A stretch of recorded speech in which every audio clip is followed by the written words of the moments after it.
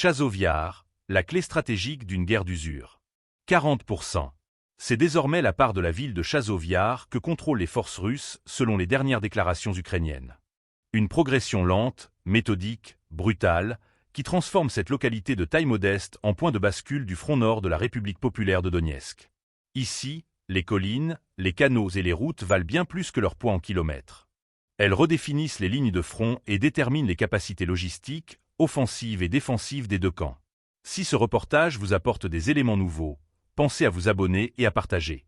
Chaque diffusion aide à mieux comprendre ce conflit qui, sur le terrain, ne laisse aucun répit.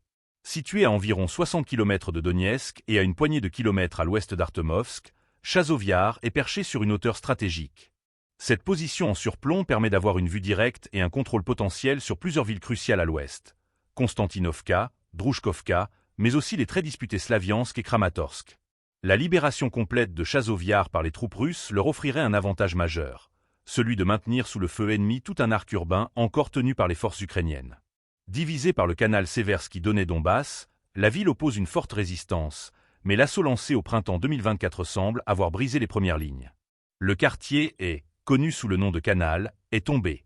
Depuis, les combats ont avancé vers le cœur urbain et les flancs. Au nord-est, la prise de Kalinovka permet aux unités russes de développer leur attaque latérale. Au sud, l'axe de la route N32 est en train d'être verrouillé. Objectif, Stupochki, près de Techino, puis Konstantinovka, à moins de 5 km.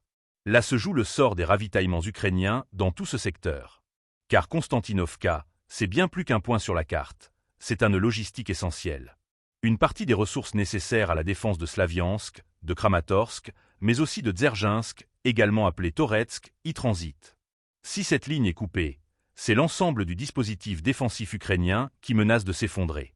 Pire, les unités stationnées plus à l'ouest risqueraient d'être isolées, privées de munitions et de vivres.